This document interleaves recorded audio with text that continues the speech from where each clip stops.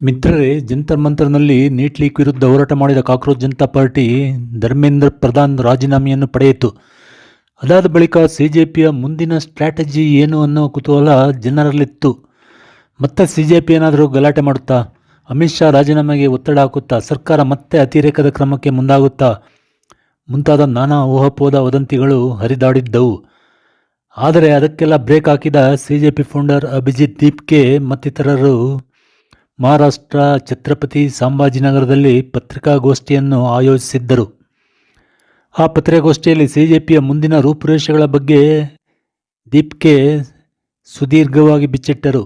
25 जुलाई को इस देश के युवाओं की बहुत बड़ी जीत हुई, इस देश के जेनजी की बहुत बड़ी जीत हुई और ये जीत बहुत ही ऐतिहासिक थी। ये जीत ऐतिहासिक इसलिए थी क्योंकि जो सरकार कहती थी 12 साल से इस सरकार में इस्तीफे नहीं होते, इस देश के युवाओं ने, इस देश के जेनजी ने उस सरकार से इस्तीफा लिया और सिर्फ इस्तीफा ही नहीं लिया, इस सरकार को झुकने पर मजबूर किया। कई सारे लोग कहते हैं कि धर्मेंद्र प्रधान का इस्तीफा इस आंदोलन की सबसे बड़ी अचीवमेंट थी, इस आंदोलन का सबसे बड़ा सक्सेस था।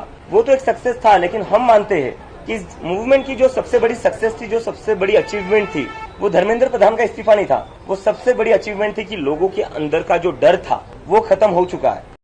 ದೀಪ್ಕೆ ಅವರ ಮಾತಿನಲ್ಲಿ ಅಡಕವಾಗಿರುವ ಎಲ್ಲ ಅಂಶಗಳನ್ನು ನಿಮಗೆ ಒಂದೊಂದಾಗಿ ತಿಳಿಸ್ತೇನೆ. ನೀವು ವಿಡಿಯೋವನ್ನು ಕೊನೆಯವರೆಗೂ ನೋಡಿ. ಜನರ ಕುತೂಹಲಕ್ಕೆ ಉತ್ತರ ನೀಡಿದ ದೀಪ್ಕೆ ಕ್ಯಾ ಬೋಲ್ತಿ ಪಬ್ಲಿಕ್ ಎಂಬ ಅಭಿಯಾನವನ್ನು ಸೆಪ್ಟೆಂಬರ್ನಿಂದ ಹಮ್ಮಿಕೊಳ್ಳುವುದಾಗಿ ಘೋಷಿಸಿದರು.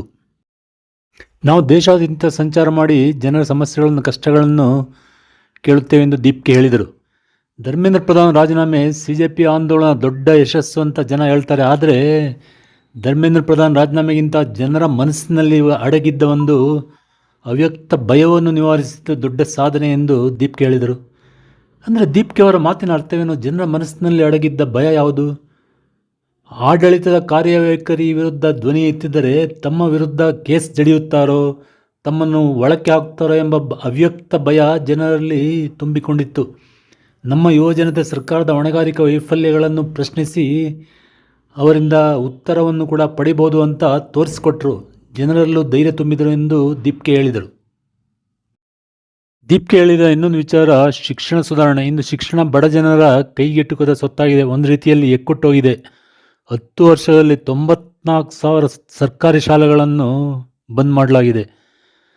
ಸರ್ಕಾರಿ ಶಾಲೆಗಳನ್ನು ಹೀಗೆ ಮುಚ್ಚುತ್ತಾ ಹೋದರೆ ಬಡ ಮಕ್ಕಳು ಎಲ್ಲಿ ಶಿಕ್ಷಣ ಪಡೆಯೋದು? ಲಕ್ಷಾಂತರ ರೂಪಾಯಿ ಡೊನೇಷನ್ ತೆತ್ತು ಖಾಸಗಿ ಶಾಲೆಗೆ ಸೇರಿಸೋಕೆ ಆಗುತ್ತಾ? ಪ್ರಾಥಮಿಕ ಶಿಕ್ಷಣ ಈಗ ದುಬಾರಿಯಾಗಿರೋದು ಮಾತ್ರವಲ್ಲದೆ ಕಾಲೇಜುಗಳಲ್ಲಿ ಕೂಡ ಡೊನೇಷನ್ ಹಾವಳಿ ಹೆಚ್ಚಾಗಿದೆ. ಶಿಕ್ಷಣ ಮೂಲಭೂತ ಹಕ್ಕಾಗಬೇಕು ಅಂತ ಅಂಬೇಡ್ಕರ್ ಮಾತನ್ನು ನೆನಪಿಸಿದರು. ಶಿಕ್ಷಣವನ್ನು ಬಿಸ್ನೆಸ್ ಮಾಡಿರೋದು ಸರಿಯಲ್ಲ ಅಂತ ದೀಪ್ಕೆ ಹೇಳಿದರು. डॉक्टर बाबा साहेब अम्बेडकर का सोशल जस्टिस, महात्मा गांधी का नॉन वायलेंस एंड पीस और पंडित जवाहरलाल नेहरू ने जो मॉडर्न इंडिया का फाउंडेशन किया था, एक सपना देखा था आधुनिक भारत का, वो हमारी आइडियोलॉजी रहेगी, वो हमारी फिलोसफी रहेगी। कॉकरोच जनता पार्टी का आगे का एजेंडा क्या है? सितंबर के महीने में कॉकरोच जनता पार्टी एक नेशन वाइड कैंपेन शुरू करने जा रही है। ये एक तरीके का नेशन वाइड टूर होगा हमारा। इस कैंपेन का नाम होगा क्या बोलती पब्लिक। अभी जो जरूरत है वो पब्लिक की बात होने का जरूरत है। पब्लिक को अपनी बात रखनी पड़ेगी। पब्लिक की आवाज सुनने का वक्त आ चुका है अब। और अगर आप पब्लिक की आवाज नहीं सुनोगे तो पब्लिक ये सड़कों पर उतरेगी। ಈಗ ದೇಶದ ಮತದಾರ ಯಾರು ಮತದಾರನಲ್ಲ ಅಂತ ಸರ್ಕಾರವೇ ನಿರ್ಧರಿಸುತ್ತೆ. ಪ್ರಜಾಪ್ರಭುತ್ವ ಈ ರೀತಿ ನಡೆಯಲ್ಲ ಅಂತ ಎಚ್ಚರಿಕೆ ನೀಡಿದರು. SIR ಪ್ರಕ್ರಿಯೆಯಲ್ಲಿ ಮತದಾರರ ಪಟ್ಟಿಯಿಂದ ಲಕ್ಷಾಂತರ ಮತದಾರರ ಹೆಸರನ್ನು ಕೈಬಿಟ್ಟದ್ದನ್ನು ಉಲ್ಲೇಖಿಸಿ ದೀಪ್ಕೆ ಹೇಳಿದರು.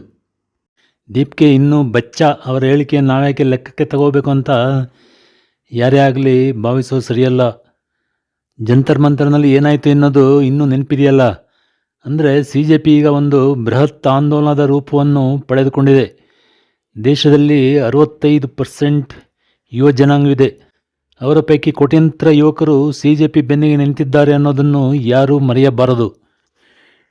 TV ಚಾನೆಲ್ಗಳು ಬರೀ ರಾಜಕೀಯ ಪಕ್ಷಗಳ ಗುಣಗಾನದಲ್ಲೇ ಕಾಲ ಕಳೆಯುತ್ತವೆ. ಜನರ ಧ್ವನಿಯನ್ನು, ಜನರ ಕಷ್ಟ ಸುಖಗಳನ್ನು ಅವು ಆಲಿಸೋಲ್ಲ. ಸರ್ಕಾರ ಕೋಟ್ಯಾಂತರ ರೂಪಾಯಿ ಜಾಹೀರಾತಿಗೆ ಖರ್ಚು ಮಾಡಿ TV ಚಾನೆಲ್ಗಳನ್ನು ಸಾಕುತ್ತದೆ ನಿಜ. ಆದರೆ ಜನರು TV ಚಾನೆಲ್ಗಳನ್ನು ನೋಡುವುದನ್ನೇ ಬಂದ್ ಮಾಡಿಬಿಟ್ರೆ ಏನು ಮಾಡ್ತೀರಿ ಎಂದು ದೀಪ್ಕೆ ಪ್ರಶ್ನಿಸಿದರು.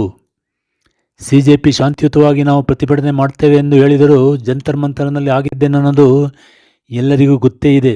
ಸರ್ಕಾರದ ಕಾರ್ಯವೈಖರಿ, ಸರ್ಕಾರದ ಆಡಳಿತ ನೀತಿಗಳಿಗೆ ಸವಾಲು ಒಡ್ಡುತ್ತಾ CJP ಸಾಗುತ್ತದೆಂಬುದರಲ್ಲಿ ಎರಡು ಮಾತಿಲ್ಲ. ಆದರೆ ಸರ್ಕಾರ CJPಯ ಒತ್ತಡ ತಂತ್ರವನ್ನು ಯಾವ ರೀತಿ ನಿಭಾಯಿಸುತ್ತದೆ?